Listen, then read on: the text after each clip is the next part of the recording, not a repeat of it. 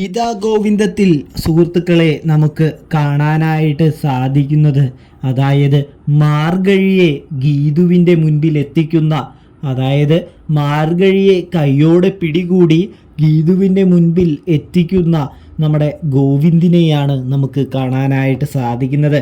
അങ്ങനെ നമ്മുടെ ഗോവിന്ദ് രാധികാമ്മയുടെയും അനാർക്കലിയുടെയും ഭാസ്കരൻ്റെയും ചർച്ചകൾ, കൂടാതെ അരുണിൻ്റെയും ചർച്ചകളൊക്കെ വീക്ഷിക്കുമ്പോൾ, അവരുടെ സംസാരങ്ങളൊക്കെ ശ്രദ്ധിക്കുമ്പോൾ നമ്മുടെ ഗീതു, അതായത് ഗീതുവിനെ പോലെ വേഷം കെട്ടിയിരിക്കുന്ന മാർഗഴി അവരുടെ കൂടെ ഇരിക്കുന്ന കാഴ്ച നമ്മുടെ ഗോവിന്ദ് കാണുന്നുണ്ട് പ്രിയ സുഹൃത്തുക്കളെ. അതുകൊണ്ട് തന്നെ നമ്മുടെ ഗോവിന്ദിന് സംശയം കൂടി വരുന്നുണ്ട്. അതായത് തൻ്റെ കൂടെ ഈ ഗീതു ഇവിടെ കിടന്നുറങ്ങുമ്പോൾ മാർഗഴി, അതായത് ഗീതു അതാ അവിടെ അരുണിൻ്റെ കൂടെ ഇരുന്ന് വർത്താനം പറയുന്നു. അതെങ്ങനെ സാധ്യമാകാനാണ് എന്ന് നമ്മുടെ ഗോവിന്ദ് ചിന്തിക്കുന്നത് നമുക്ക് കാണാനായിട്ട് സാധിക്കും പ്രിയ സുഹൃത്തുക്കളെ. ഇതേ സമയമാണെങ്കിൽ നമ്മുടെ ഗോവിന്ദിന് ഒരു കാര്യം മനസ്സിലാകുന്നുണ്ട്. അതായത് ഗീതുവിനെ പോലെ രണ്ടാള് ഈ ഭൂമിയിലുണ്ട്, ഈ വീട്ടിലുണ്ട് എന്ന് തിരിച്ചറിയുന്നു. ഒന്ന് മാർഗഴിയും ഒന്ന് ഗീതുവും. തൻ്റെ യഥാർത്ഥ ഭാര്യയും ഒരു അപരൂപവും സ്വരൂപവും ഉണ്ട് എന്ന് മനസ്സിലാക്കുന്ന നമ്മുടെ ഗോവിന്ദ് അങ്ങനെ മാർഗഴിയെ തന്നെ വട്ടം കറക്കാനായിട്ട് ഗോവിന്ദ് തീരുമാനിക്കുമ്പോൾ, അതായത് ഗീതു അവിടെ ഇല്ലാത്ത സമയത്ത് മാർഗഴി വേഷം കെട്ടി അവരെ എല്ലാവരെയും ഉപദ്രവിക്കുകയും അവരെ എല്ലാവരെയും മാനസികമായി വേദനിപ്പിക്കുകയും ഒക്കെ ചെയ്യുന്നുണ്ട് കേട്ടോ. ഇതേ സമയം ഗോവിന്ദിന് അത് മനസ്സിലാകുന്നുണ്ട്. ഗോവിന്ദ് തിരിച്ചറിയുന്നുണ്ട് അത് മാർഗഴിയാണ്, ഗീതു അല്ല.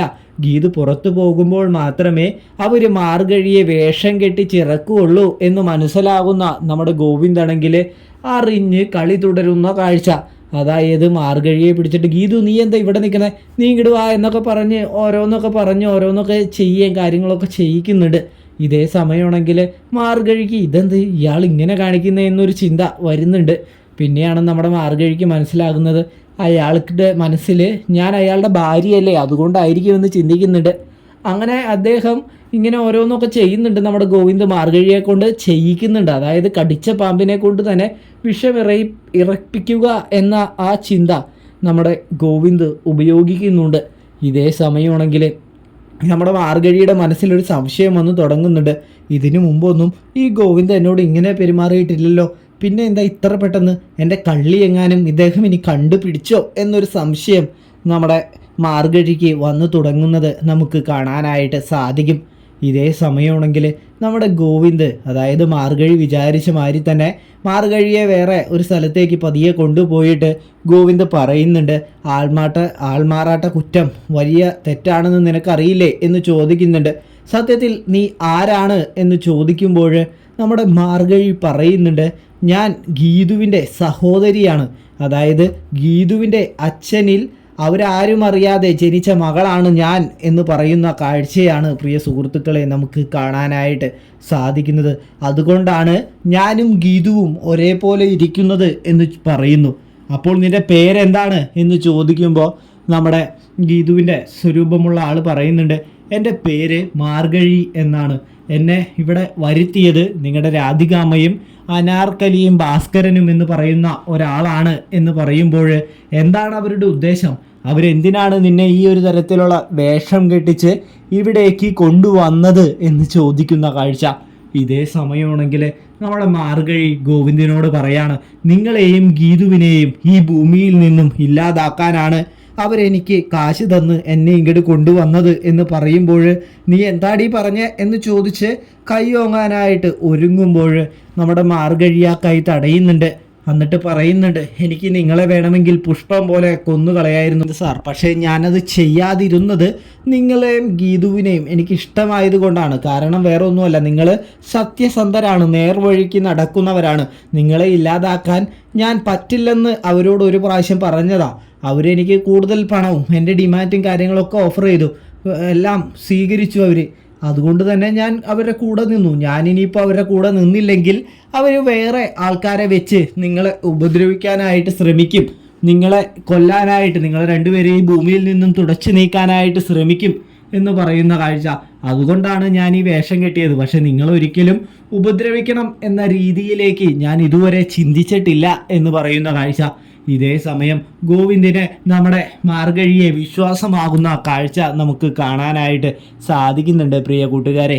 അങ്ങനെ നമ്മുടെ ഗോവിന്ദ് പറയുന്നുണ്ട്, എങ്കിൽ നീ എൻ്റെ കൂടെ ഗീതുവിൻ്റെ മുൻപിലേക്ക് വരണം എന്ന് പറയുമ്പോൾ ഞാൻ എന്തിനാ വരുന്നത് ഗോവിന്ദ് സാറേ എന്ന് ചോദിക്കുമ്പോൾ, വരണം, ഗീതുവിന് ഒരു ഡബിൾ പേഴ്സണാലിറ്റി ഉണ്ട് എന്നാണ് ഞാൻ ഇതുവരെ വിചാരിച്ചത്.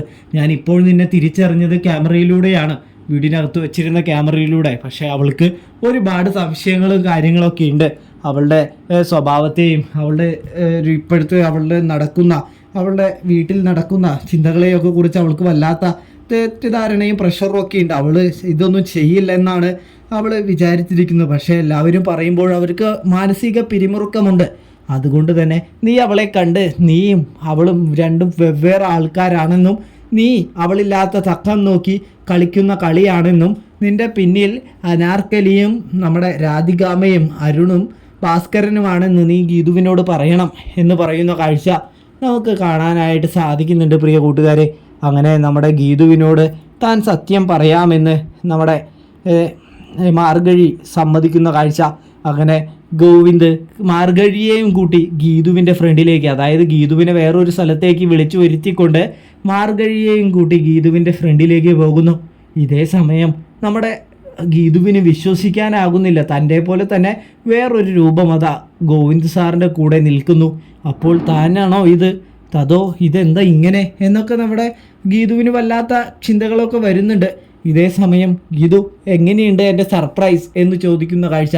സർപ്രൈസോ, ആരാ ഇത് എന്ന് ചോദിക്കുമ്പോൾ, ഇത് മാർഗഴി, നിൻ്റെ പോലത്തെ ഒരു മുഖമുള്ള ആളാണ്. ഇവളാണ് നീ പോകുന്ന തക്കങ്ങളിലെല്ലാം ഇവള് നമ്മുടെ വീട്ടിൽ വന്ന് കളിക്കുന്നത്.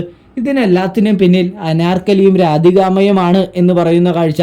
ഇതേ സമയം നിന്റെ ലക്ഷ്യം എന്താണ് എന്ന് ചോദിക്കുമ്പോൾ, എൻ്റെ ലക്ഷ്യം വേറെ ഒന്നുമല്ല ഗീതു, നിന്നെയും നിന്റെ ഭർത്താവിനെയും രക്ഷിക്കുക എന്നതാണ് ആ ലക്ഷ്യം. ഞാനിപ്പോൾ ഈ വേഷം കെട്ടിയില്ലെങ്കിൽ നിങ്ങളെ തീർക്കാനായിട്ട്, നിങ്ങളെ വകവരുത്താനായിട്ട് പുറത്തുനിന്ന് അനാർക്കലിയും കൂട്ടരും വേറെ ടീമിനെ ഇറക്കും. അതുകൊണ്ട് ഞാൻ അവരുടെ കൂടെ നിന്നു, അല്ലാതെ എനിക്ക് വേറൊരു ലക്ഷ്യങ്ങളുമില്ല.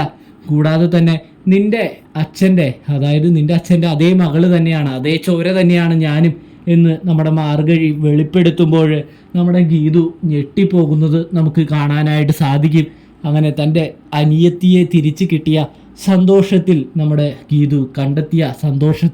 ഗീതു അപ്പോൾ നിങ്ങൾക്ക് എല്ലാവർക്കും ഈ റിവ്യൂവും കാര്യങ്ങളൊക്കെ ഇഷ്ടപ്പെട്ടാൽ ചാനൽ മറക്കാതെ സബ്സ്ക്രൈബ് ചെയ്ത് സപ്പോർട്ട് ചെയ്യുക കൂട്ടുകാരെ. തെറ്റുകുറ്റങ്ങൾ കാര്യങ്ങളൊക്കെ ഉണ്ടെങ്കിൽ ഒന്ന് ക്ഷമിക്കാനായിട്ട് ശ്രദ്ധിക്കുക. വീഡിയോ ഫുള്ളായിട്ട് കണ്ട് സപ്പോർട്ട് ചെയ്യാനായിട്ട് ശ്രദ്ധിക്കുക. എങ്കിലേ തുടർന്നും വീഡിയോ ഇടാനായിട്ട് എനിക്ക് സാധ്യമാവുകയുള്ളൂ. നിങ്ങളെല്ലാവരും വീഡിയോ കൊണ്ട് സപ്പോർട്ട് ചെയ്യുക. അപ്പോൾ എല്ലാവർക്കും താങ്ക്സ് ഫോർ വാച്ചിങ്.